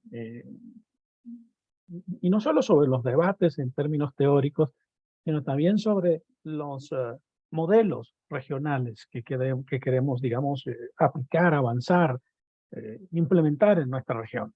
Porque por lo menos desde, y cuando hablo de regionalismo en América Latina, con ello me estoy refiriendo esencialmente a dimensiones del proceso de construcción de una región, como son los procesos de integración económica regional y de cooperación política, que hemos desarrollado en las últimas dos décadas en nuestra región.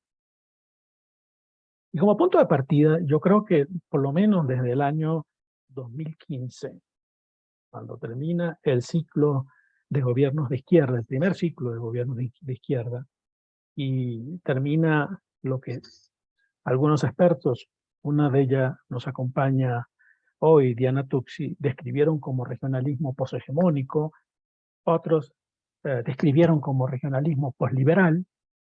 Tanto los procesos de integración como los procesos de cooperación en América Latina parecieran no tener una hoja de ruta clara hacia dónde van. Es por ello que en algunos trabajos hemos hablado con algunos colegas latinoamericanos en trabajos conjuntos que hemos hecho sobre un impasse del regionalismo latinoamericano. ¿Cuál es el modelo de integración económica regional que se quiere desarrollar? ¿Cuáles son las modalidades de cooperación política regional que queremos avanzar? Pareciera que desde 2015 estamos en una lógica de ir y venir, de borrón y cuenta nueva, y no terminamos de tener una hoja de ruta clara hacia dónde van los procesos regionales. Porque cuando, digamos, entre 2003 y 2016, Mónica Bruckmann explicó eso muy bien, hubo yo creo que momento de gran dinamismo en los procesos regionales en América Latina. Eso que llaman el regionalismo posliberal o poshegemónico de la ola rosa de los gobiernos progresistas, dinamizó iniciativas, algunas de ellas muy innovadoras, como la UNASUR o como la CELAC, otras con un contenido ideológico un poco más marcado, como el ALBA, pero al mismo tiempo persistieron viejas iniciativas de integración que con limitaciones, con avances y retrocesos, digamos, funcionaban. Puedo hablar del Mercosur, puedo hablar del SICA, siempre nos olvidamos del SICA, siempre nos olvidamos de Centroamérica, que es una de las regiones más avanzadas en términos de integración regional en el contexto latinoamericano, y hay dato empírico que permite comprobar eso. Pero entonces llegan los gobiernos de ese llamado miniciclo conservador. Mauricio Macri, Michel Temer, Lenín Moreno, y luego Bolsonaro.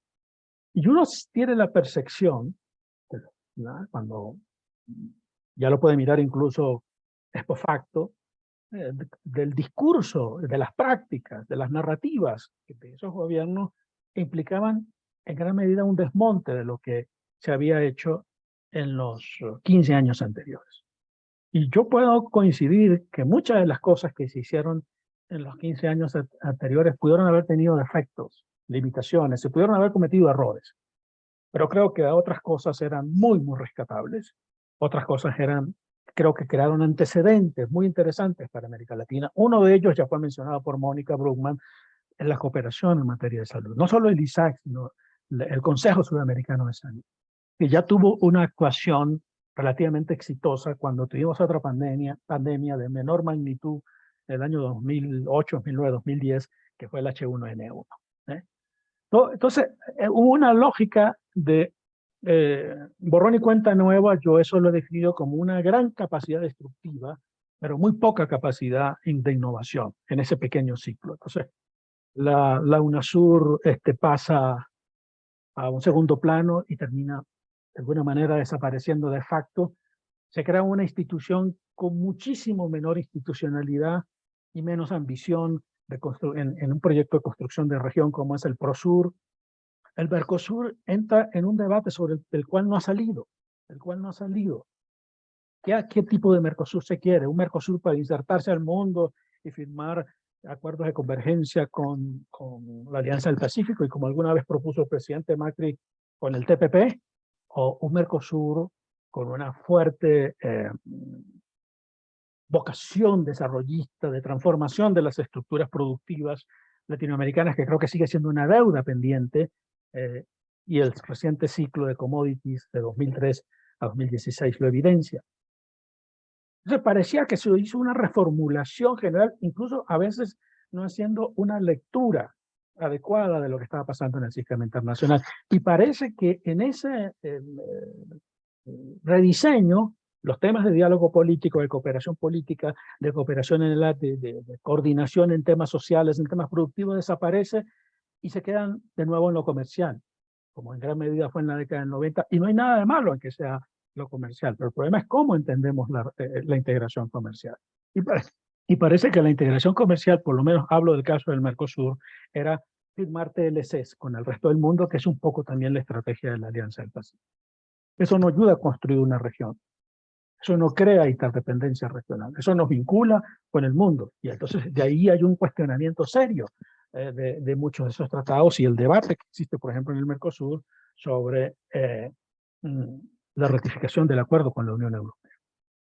Y así pasamos 2017, 2018, 2019, y entonces ahora viene un nuevo ciclo de gobiernos de izquierda, que comienza en México con López Obrador, que comienza en México, que sigue en Argentina con Alberto Fernández, con Arce, y los eventos más recientes en Colombia, en Perú, Colombia y Chile. Y nos preguntamos de nuevo, ¿qué implica esta llegada de los gobiernos de izquierda? ¿Un nuevo relanzamiento? ¿Un nuevo intento de hacer borrón y cuenta nueva?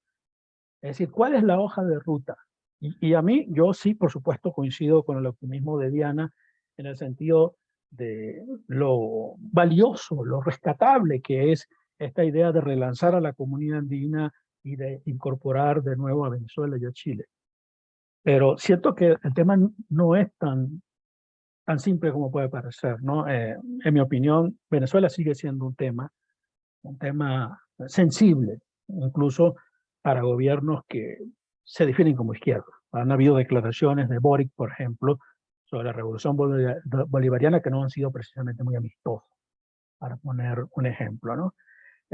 Venezuela, la calidad del sistema político venezolano, la calidad democrática, es un problema para la región. Entonces, ¿cómo va a ser la comunidad andina para incorporar a Venezuela? ¿Va a pasar por alto las violaciones a las reglas mínimas de la democracia y derechos humanos que se produjeron? Eso ha bajado mucho la intensidad porque el gobierno de Maduro ha tomado un control político en gran medida debido a la absoluta incapacidad de la oposición venezolana de presentar un proyecto alterno. Es decir, hay temas que se tienen que resolver, ¿no? Y yo quisiera tener un poco más de claridad sobre, más allá de hablar de giros de derecha y giros de izquierda, que no es que lo subalterno lo subestime, pero que se puede convertir en una lógica medio perversa al interpretar la integración latinoamericana, porque aunque la ideología cuenta y es importante, hay una serie de problemas estructurales que tiene la integración latinoamericana que están más allá de si es el microgiro ciclo conservador de Macri y Temer, o el ciclo más largo de Lula, Kirchner y Chávez, o este nuevo ciclo de Petro y Boric y López Obrador. Son problemas estructurales que creo que son válidos para la mayoría de los procesos de integración latinoamericano y también para la comunidad andina en esta agenda de relanzamiento que se quiere hacer. Muy rápidamente quiero mencionar por lo menos 5 elementos que creo que tienen que ser parte de la discusión de este relanzamiento que se quiere hacer de la integración y la cooperación regional en América Latina con la llegada de este nuevo ciclo de gobierno de izquierda. Primero, ¿qué hacer con el comercio regional? ¿Por qué el comercio regional sigue siendo tan bajo? ¿Por qué la interdependencia regional, la regionalización del comercio en América Latina sigue siendo tan bajo? La única excepción, y e insisto, con dato empírico se puede demostrar, es el SICA, que está por encima del 20%, debe estar en 22%. Pero el resto de los procesos de integración regional están por debajo del 20%. Y en algunos casos, como en Alianza del Pacífico, apenas en un 3-4%. Entonces, ¿cómo podemos hablar de integración si la regionalización del comercio, después de tantos esfuerzos y de tantas décadas, no se avanza? Y eso tiene que ver con un segundo tipo. ¿Qué modelo económico queremos de integración? Queremos una integración como en los años 90 para insertarnos en la economía mundial, insertarnos en la globalización y olvidarnos de una agenda de transformación productiva y olvidarnos del tema del desarrollo. ¿Son estas dos agendas, inserción internacional y desarrollo, realmente incompatibles? La experiencia asiática demuestra que se pueden trabajar en ambas agendas. Pero lo que sí es cierto es que para que haya incremento en el comercio regional, tiene que haber una transformación de las estructuras productivas. Porque mientras sigamos produciendo los mismos bienes para la exportación, las posibilidades de comercio intrarregional van siendo escasas. Eso no es ningún planteamiento innovador, eso lo dijo Previs en el Manifiesto Latinoamericano del año 49 y en el documento del Mercado Común Latinoamericano, la CEPAL, del año 58. Entonces es un problema ahí de qué modelo económico real, coherente con el mundo en que vivimos, aunque ahora se esté hablando de globalización, yo sigo pensando que hay una fuerte interacción global en términos económicos, financieros y productivos que posiblemente están en un proceso de rediseño, pero que no creo que vayamos a niveles del mundo preglobalizado. ¿Qué modelo de integración queremos para la región? Un segundo punto que no solo toca la integración, sino también a la cooperación política. ¿Dónde están los líderes de la integración regional? Porque necesitamos países que asuman la capacidad de, si no generar bienes públicos, como en el caso de la Unión Europea, por lo menos de mostrar una voluntad política de ejercer un liderazgo. En algún momento quizás el Brasil de Lula intentó jugar ese rol. Lo puede hacer Brasil si retorna a Lula al poder. En algún momento quizás Hugo Chávez, utilizando la diplomacia petrolera, jugó ese papel. Venezuela no tiene capacidades para ejecutar, tener ese rol. Y México, ¿cuál es su papel? Muy importante, relanzando la CELAC. Realmente quiere desempeñar un papel de liderazgo. ¿Quiénes son los líderes del proceso de integración regional? Tercer elemento que yo creo que no es menor, porque creo que fue uno de los grandes aportes para para describir como interesante, como innovador el periodo entre 2003 y 2016, es la cooperación regional. Porque el regionalismo para nosotros no es simplemente el libre comercio, la compra, exportaciones, importaciones. Siempre ha tenido una dimensión política y una dimensión funcional, de trabajar en conjunto para resolver problemas como la infraestructura. La pandemia nos demostró la necesidad de fuertes mecanismos de cooperación regional en el área de salud, porque la mayoría de los procesos de integración, esa es mi opinión personal, fueron reprobados en su acción frente a la pandemia. Quizás la única excepción, lo digo de nuevo, es el SICA, donde sí hubo políticas públicas regionales, limitadas, pero políticas públicas regionales. No simplemente elaboración de estadísticas o declaraciones políticas, sino acción concreta. Y en la cooperación en el ámbito político, rescatable, el diálogo común, la concertación de posiciones comunes en un mundo geopolíticamente tan inestable. ¿Cuál es la posición? Coordinar nuestras posiciones frente a las potencias emergentes como China, frente a las potencias tradicionales como Estados Unidos en la Unión Europea, fortalecer los mecanismos de diálogo que existen en el marco de la CELAC con China y con la Unión Europea. Hay que mirar esa cooperación. ¿Cuál es la agenda de cooperación regional de estos nuevos gobiernos? Y finalmente, pues, ¿qué papel van a tener los actores económicos, los actores sociales, los movimientos sociales, los empresarios, los ONG en el diseño y en la agenda de esta integración? Yo creo que esos retos siguen estando presentes en muchos de los procesos regionales en América Latina, y ahora que estamos en un periodo de optimismo, porque se inicia un nuevo ciclo político, porque fuerzas que han demostrado posiciones abiertamente antiintegracionistas, Bolsonaro, por ejemplo, en Brasil, parecieran que dejan el poder y se acerca aparentemente una nueva fase de relanzamiento de algunos procesos regionales, entre ellos Lacan. Sin embargo, estas preguntas sobre la intensidad del comercio, sobre el modelo económico, sobre el liderazgo, sobre la participación de los actores, siguen siendo preguntas válidas en nuestra región en América Latina. Muchas gracias. Muchas gracias, doctor Briceño, por la presentación y por abrir esta pregunta tan interesante, ¿no? ¿Qué modelo de integración se quiere lograr? Bueno, así, para continuar con el debate, abrimos parte para las preguntas. Por aquí preguntan, ¿qué aspectos positivos en el ámbito social durante el gobierno de la Revolución Ciudadana han sido continuados por el gobierno de Guillermo Lasso o existe un borrón y cuenta nueva post-pandemia? No sé quién de los expositores quisiera contestar esta pregunta.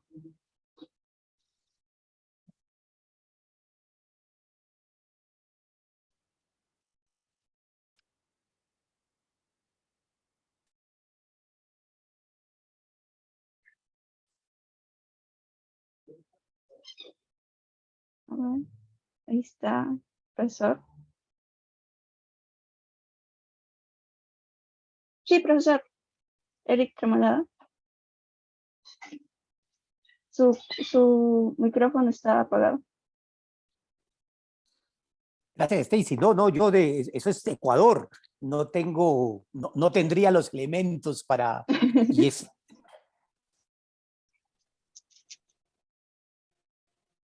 No sé, ¿alguien de los expositores quisiera contestar? O quizás vamos a otra pregunta. ahí está César, creo que ya listo. Sí. Disculpa, estaba con una llamada telefónica. Sí, no sé. A ver, si bien esta pregunta suena interesante, obviamente es importante, pero digamos no topa el aspecto central de este conversatorio.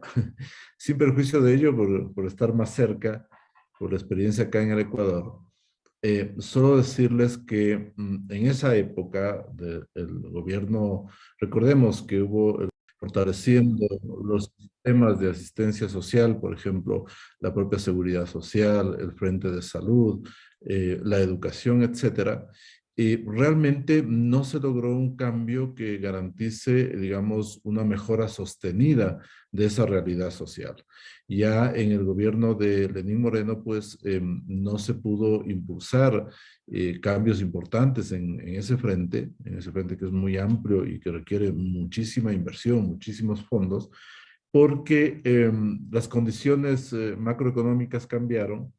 Todo lo que depende, digamos, del mercado petrolero, que fue lo que generó la última bonanza económica que tuvo Ecuador, cambió radicalmente. Es decir, lo que ingresaba por petróleo al Ecuador ya no era pues en los montos tan importantes que se tuvo allá por el 2010, 2012, etcétera, y fue un cambio radical. El Ecuador más bien empezó a entrar en una escalada muy fuerte de endeudamiento, a tal punto que el Ecuador tiene un endeudamiento que llega a niveles muy importantes con relación al PIB, y adicionalmente cada vez más se va descubriendo esos tejidos que no solamente se han quedado en una dinámica nacional, sino incluso internacional, que derivaron, digamos, de actos de corrupción, de contubernio, etc. Fíjense que solo en la década de la llamada Revolución Ciudadana, se dice, según los analistas económicos,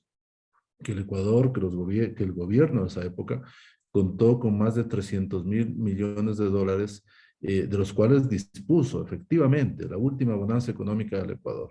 Y luego de aquello hemos quedado con la deuda más grande en toda la historia del Ecuador.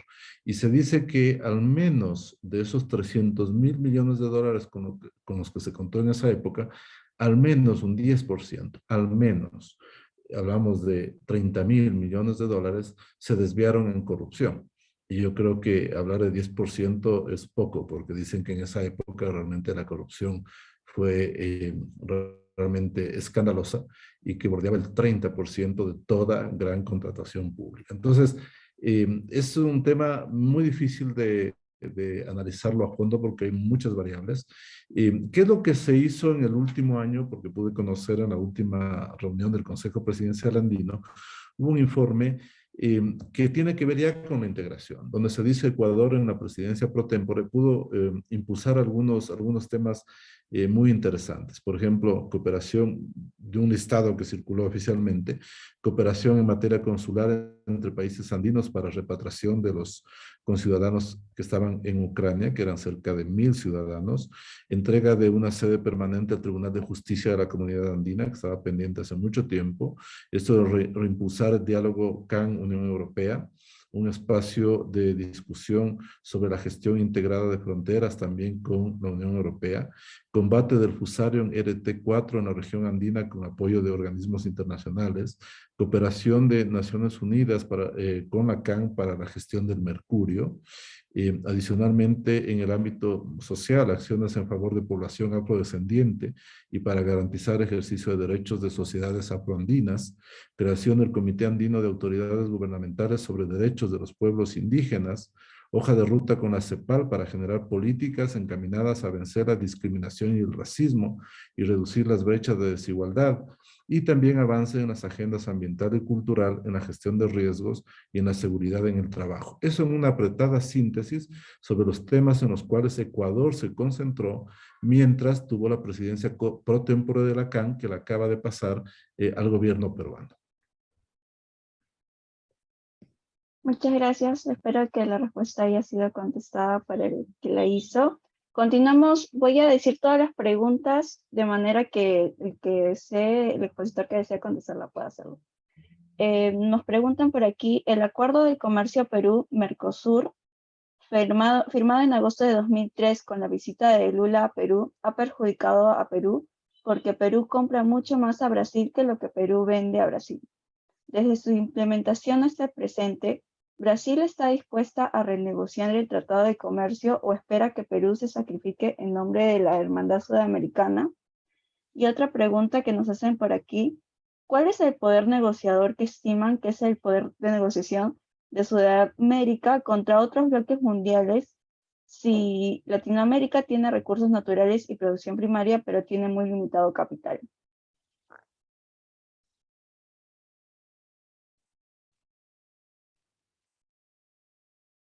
Sí.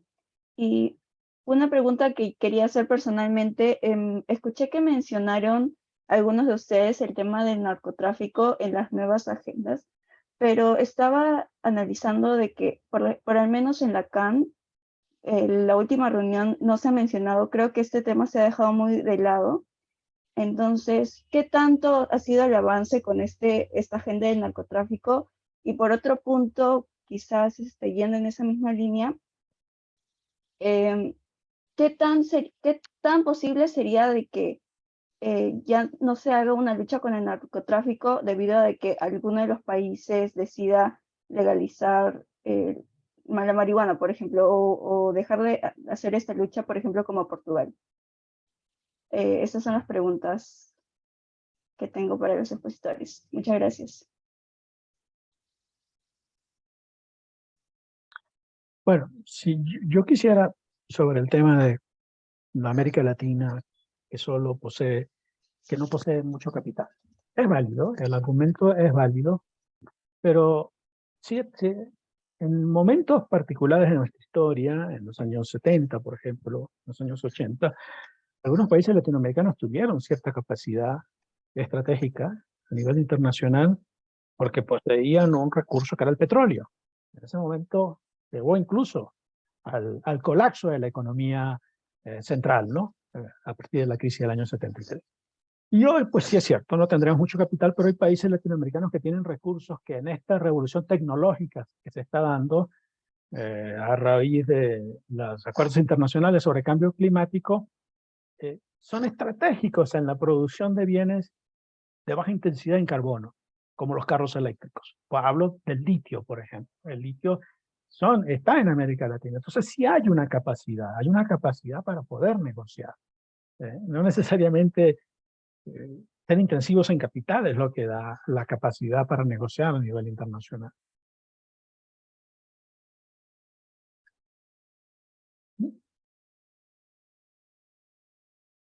Muchas gracias, profesor. ¿Alguien más desea comentar algo sobre las preguntas o podemos pasar a las reflexiones finales que tienen?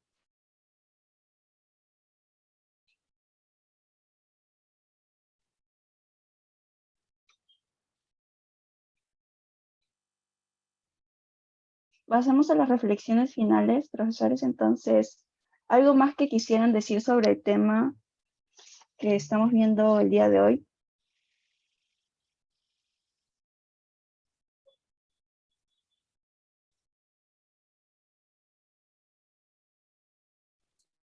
Parece que estamos todos cansados,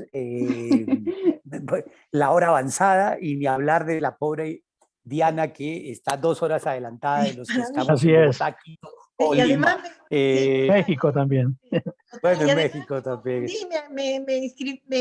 me confundí y empecé a las 4. Entonces estoy desde las 4 de la tarde. No me di cuenta que era al revés la hora. No me di cuenta, no me acordé. Y entonces desde las 4 que estoy como pendiente de que ya se me fue el día, entre la espera, digo, mi torpeza, por supuesto. Pero la verdad que fue muy interesante la discusión y no quisiera yo cerrarla, pero me parece que el tema del capital que mencionó José es para mí un recurso, y como lo mencionó José, digamos, de que el capital puede ser el petróleo, y de hecho Venezuela ha tenido ese liderazgo de ofrecer no solamente el petróleo en la época de Chávez, sino también en la época de Carlos Andrés Pérez, durante la crisis primera del petróleo del 73, no solamente Carlos Andrés Pérez ofreció, digamos, subsidios en el petróleo, sino que también hizo un fondo fiduciario en el Banco Interamericano de Desarrollo, precisamente debido a la escasa, digamos, o limitada capacidad de absorción de Venezuela del dinero, digamos, o de la triplicación del precio del petróleo de la noche a la mañana. Bueno, el petróleo, por supuesto, es lo mismo que tener dólares. Yo no estoy segura que el litio es lo mismo. Y es algo para discutir, es algo que en economía habría que discutir. No estoy segura, es una duda que tengo. Pero sí lo que tengo claro es que el litio tiene, y se podría extrapolar al petróleo, pero el litio y la coordinación alrededor del litio tiene un problema, por lo menos lo que hemos visto hasta ahora, es de que la estructura de propiedad de las tenencias de litio es muy diferente en los 4 países que tienen litio. Entonces la coordinación se hace difícil porque, por ejemplo, en la Argentina está en manos privadas, en manos japonesas, chinas, etc. En Chile no tengo muy claro, en Bolivia nacional, en Perú, es decir, la estructura de propiedad dificulta la coordinación. Lo cual no quiere decir que no es un camino. Yo creo que lo que dijiste es muy interesante y que es una cosa para seguir, que se está estudiando, pero que hay que poner sobre la agenda, poner sobre la mesa y hacer la comparación con el petróleo, ¿no? De hecho, ¿por qué no cooperamos en cobre? ¿Por qué no cooperamos en cobre? Claro.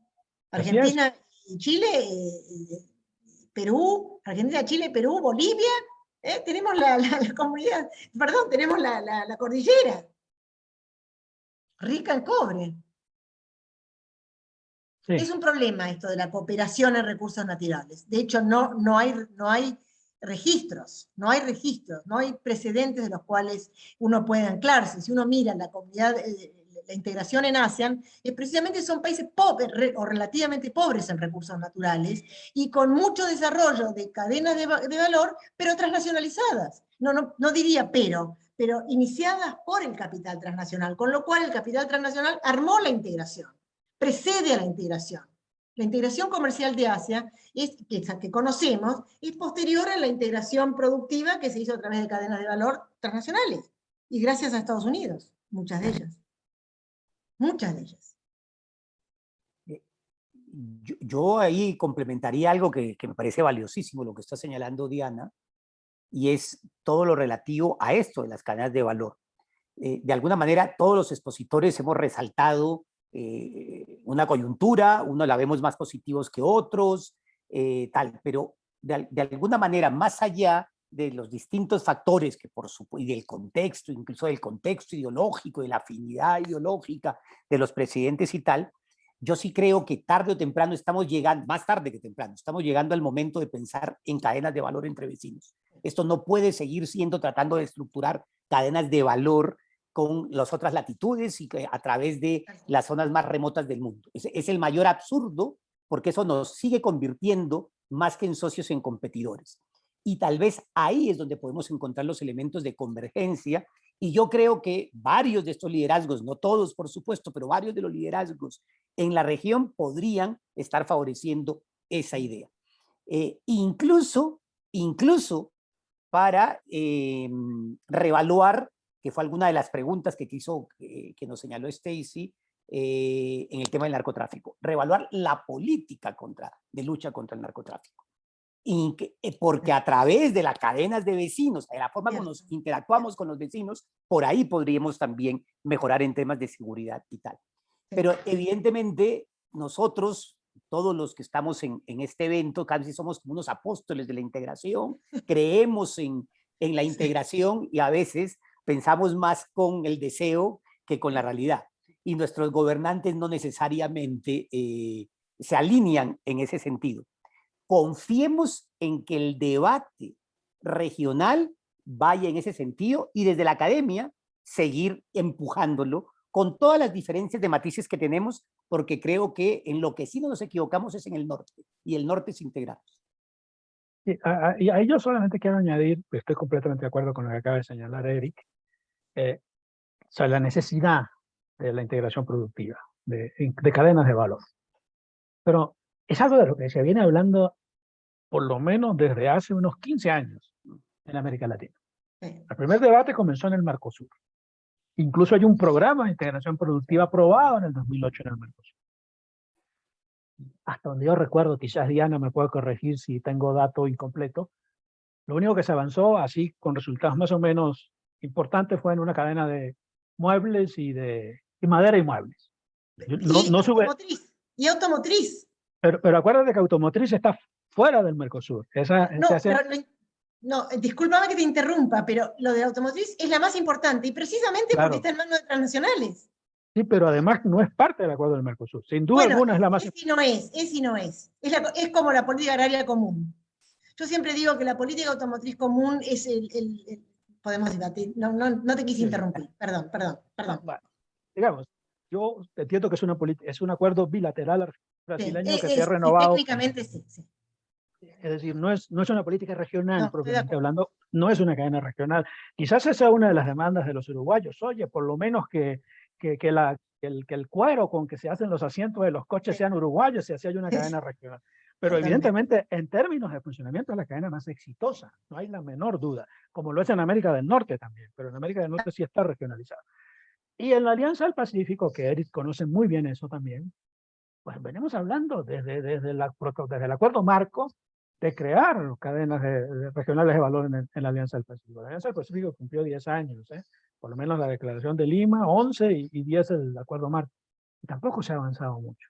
Entonces, habría que, ¿qué factor hace? ¿Qué elementos hacen que no se logre construir realmente cadenas de valor regional? Es que no hemos consolidado el mercado regional, es que se necesita consolidar el mercado regional, que sea realmente un mercado ampliado que atraiga a la construcción de cadenas de valor. No sé, y son preguntas que me hago también, ¿no? No tengo respuestas, pero ciertamente coincido, es una necesidad salir de esta idea y ahí incluso hay un tema que yo creo que en Alianza del Pacífico va a ser objeto de debate, sobre todo ahora que hay un cambio ideológico dentro de la Alianza, porque la Alianza siempre midió cadenas de valor como insertarse en cadenas de valor global, que es lo que Eric cuestiona y que yo coincido contigo, Eric. No es insertarnos en el último eslabón de la cadena de valor global, sino tratar de construir cadenas regionales de valor. Reto difícil, pero sin duda tarea pendiente. Bueno, luego de estas presentaciones y el debate tan animoso con el que acabamos, agradezco mucho su participación a los expositores. Estoy segura que ha ayudado a ampliar la visión de los presentes en el tema. Además, muchas gracias a los alumnos de la comunidad PUC y los miembros también que de esta mesa redonda. También agradecemos a los interesados sobre el tema que nos están viendo por Facebook, tanto peruanos como miembros internacionales. Y así terminamos el foro de desafíos de la integración andina y regional en el nuevo contexto internacional. Muchas gracias a todos y buenas noches. Muchas gracias a todos. Un abrazo grande, gracias. Hasta Cuídense luego. mucho. Cuídense. Gracias. Adiós.